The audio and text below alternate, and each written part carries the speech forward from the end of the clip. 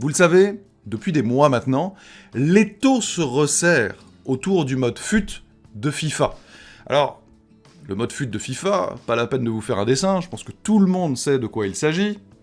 Fondamentalement, c'est un petit peu les cartes Panini de mon époque, à savoir, on va payer des sous bien réels pour potentiellement avoir tel ou tel joueur, mais on ne sait pas lequel ça va être. C'est des petites enveloppes miracles cachées.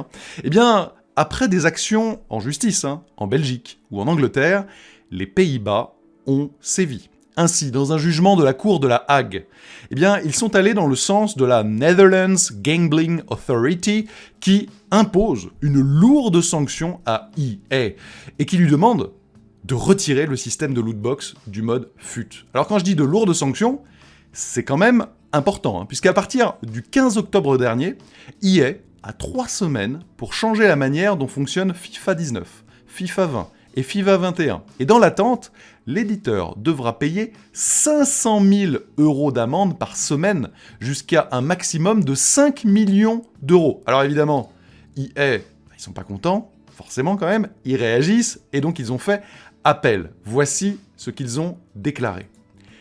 Les joueurs du monde entier apprécient FIFA et le mode FIFA Ultimate Team depuis de nombreuses années. Et à ce titre, nous sommes déçus par cette décision et parce qu'elle peut signifier pour notre communauté néerlandaise.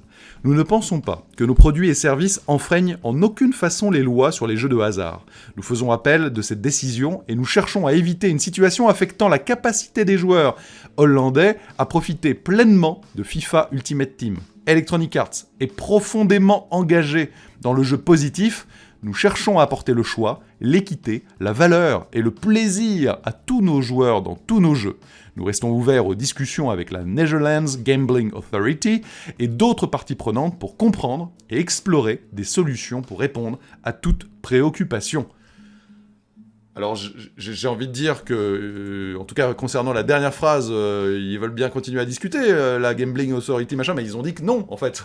Ils ont dit non, jugement, il faut payer maintenant. Vous savez qu'en France, des avocats ont aussi porté plainte contre Electronic Arts et ce fameux mode FUT. Vous connaissez mon point de vue, si vous suivez un petit peu la chaîne, sur ce genre de pratique, qui clairement, c'est une loterie. On ne sait pas, on paye, et on ne sait pas ce qu'on va obtenir. Je trouve que c'est assez loin du jeu vidéo, dans l'absolu.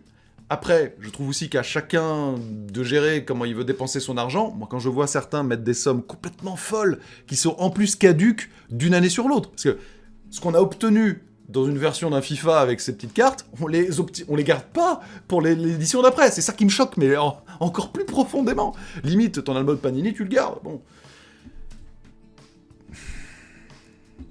Il y a quand même visiblement un souci autour de toutes ces lootbox, etc.